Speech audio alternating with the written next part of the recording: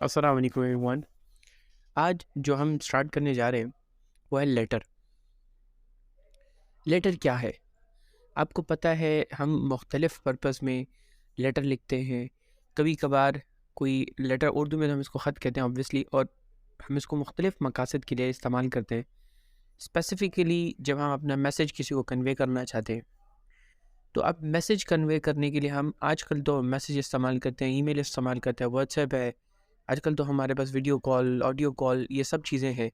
लेकिन still there is a need of letter, जो अभी भी बड़ा ज़रूरी है। तो लेटर को फिर हम इस पर्पज़ के लिए 3 मुख्तलिफ़ कैटेगरीज़ में डिवाइड करते हैं। सबसे पहले जो आता है वो इनफॉर्मल लेटर आता है। अब ये इनफॉर्मल लेटर क्या है? इनफॉर्मल लेटर जो है, हमारे पास वो लेटर है जो हम किसी भी अपने को, किसी भी जानने वाले को, जिसके साथ हमारी कॉमन सी अंडरस्टैंडिंग होती है, तो उसके साथ शेयर करते हैं। दूसरा आता है सेमी फॉर्मल। अब सेमी फॉर्मल लेटर जो है, हम किसी को ऐसे को लिखते हैं जिसके साथ हम थोड़े फ्रैंक तो हो सकते हैं, लेकिन ज़्यादा गपशप हमारी उसके साथ नहीं होती या ज़्यादा अंडरस्टैंडिंग हमारी उसके साथ नहीं होती। तो हम एक मुनासिब किस्म की गुफ्तगू करते हैं। और फिर तीसरी बारी आती है फॉर्मल लेटर की। अब फॉर्मल लेटर जो है वो हमारे पास बिजनेस लेटर हो सकता है, जॉब लेटर हो सकता है। सच पर्पसेस के लिए हम जो है वो फिर फॉर्मल लेटर का इस्तेमाल करते हैं। अब तीनों जो हमारे पास ये टाइप्स हैं, जिसमें फॉर्मल, सब, सेमी फॉर्मल और इनफॉर्मल। अब इन तीनों में से जो आज हम जो डिस्कस करने जा रहे हैं वो है इनफॉर्मल लेटर। अब ये इनफॉर्मल लेटर क्या है? मैंने अभी आपको थोड़ी देर पहले बताया कि ये हम अपने किसी रिलेटिव को, दोस्त, कज़न, मामू, चाचू, अंकल, किसी भी रिलेटिव के लिए इस्तेमाल कर सकते हैं। किसी भी फ्रेंडली पर्सन जिसके साथ हमारा अटैचमेंट होती है, उसके लिए हम यूज़ कर सकते हैं। अब ये लेटर लिखने का एक तरीक़ेकार होगा। एक तो हम रैंडम मैसेज कर देते हैं, व्हाट्सएप कर देते हैं, हाँ कहाँ पे हो, किधर हो, इंतज़ार करो, ये वो। एक होता है ऑफिशियल लेटर लिखने का तरीका। पहले तो लेटर ही लिखे जाते थे ना, क्योंकि मीडियम ऑफ कम्युनिकेशन इतना स्ट्रॉन्ग और इतना फास्ट नहीं था जैसे आज के दौर में है। तो इसलिए पहले तो लेटर ही लिखे जाते थे। लेकिन अब क्योंकि टाइम चेंज हो गया है, उस चेंज होते टाइम के साथ साथ उसकी ज़रूरत भी बढ़ चुकी है, बदल चुकी है। तो अब जो इनफॉर्मल लेटर लिखा जा सकता है, अगर हम उसको बेशक किसी रिलेटिव, किसी दोस्त, किसी को भी लिख सकते हैं, लेकिन एक स्पेसिफिक पैटर्न है, उसको अभी भी फॉलो किया जाता है और वो फॉलो किया जाना भी चाहिए, जो कि लेटर का एक ऑथेंटिक प्रॉपर तरीक़ेकार है। अब लेटर पैटर्न किन स्टेजेस से गुजरता है, किन किन चीज़ों पर कंसिस्ट करता है, इसको डिस्कस करेंगे।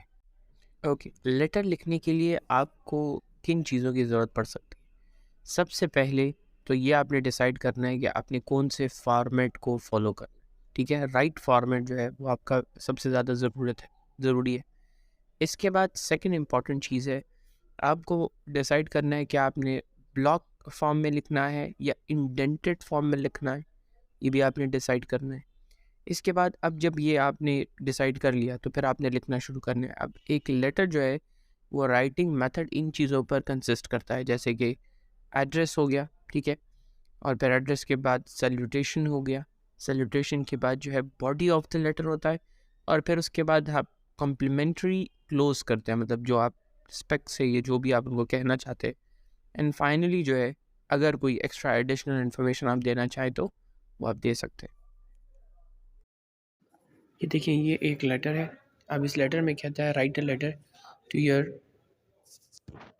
Uncle paying him thanks for the success in examination. अब ये जो लेटर पैटर्न फॉलो हुआ है, इसमें अब ये जो फॉर्मेट है, ये राइटिंग स्टाइल है। एक तरफ examination hall, ABC centre, Peshawar और डेट लिखा हुआ है ना। अब ये लेफ़्ट साइड के ऊपर लिखा हुआ है, ठीक है। और एक पैटर्न ऐसा होता है कि यही सब चीज़ें जो है वो राइट साइड की तरफ भी लिखी जाती है। तो इसको हम ब्लॉक मेथड कहते हैं, और जो दूसरा है उसको इंडेंटेड मेथड कहते हैं। ठीक हो गया? अच्छा, अब उसके बाद जब आप डेट वगैरह लिख लेते हैं, तो डियर अंकल, ये सैल्यूटेशन है। ये क्या कहलाएगा? सैल्यूटेशन। अब सैल्यूटेशन के बाद हमारे पास ये जो पूरा का पूरा लेटर है, ये बॉडी ऑफ अ लेटर कहलाता है। आप देख सकते हैं कि इसको स्टार्ट किया गया है एक पैराग्राफ से दूसरे पैराग्राफ में, और फिर इसके बाद ये जो थर्ड पैराग्राफ है जिसमें थैंक्स से सेंटेंस स्टार्ट हुआ है ना, तो ये वाला हिस्सा जो है ये क्या कहलाता है, ये हिस्सा कहलाता है, ये वाला पार्ट जो है सेंटेंस का, ये जो पैराग्राफ का है ये कहलाता है कम्प्लीमेंट्री सेंटेंस। अब कम्प्लीमेंट्री सेंटेंस के बाद जो है हमारा जो लेटर है वो तकरीबन ख़त्म हो जाता है, तो हम उसके बाद में एडिशनल लिखते हैं। अब आप सोच होंगे कि इसमें एक्स वाई ज़ी का एडिशन क्यों है, एक्स वाई ज़ी क्यों लिखा गया है। तो हम जब किसी एग्जामिनेशन पर्पज़ के लिए लिखते हैं, फॉर्मल पर्पज़, मतलब हम तो ऑब्वियसली क्लास के लिए, ये तो हम किसी को भेज नहीं रहे ना, ये तो हम एग्ज़ाम पर्पज़ के लिए लिखते हैं, ये क्लास के लिए लिखते हैं। तो वहाँ पर हम अपना नाम, अपनी आइडेंटिटी हाइड करते हैं, नहीं लिखते हैं, इसलिए हम वहाँ पर एक्स वाई ज़ी और ABC वगैरह का इस्तेमाल करते हैं। ठीक है, आई होप कि this pattern would be explain to you right now. ये एक और पैटर्न है जो मैंने आपके साथ शेयर किया। देखिए अब ये जो है ना हमारे पास इंटेंडेड पैटर्न है, जिसमें हम स्टार्ट जो है वो एग्जामिनेशन हॉल वगैरह जो है वो बिल्कुल राइट साइड के ऊपर लिखा हुआ है। ठीक है, I hope it would be helpful. Thank you very much. Like, share, subscribe.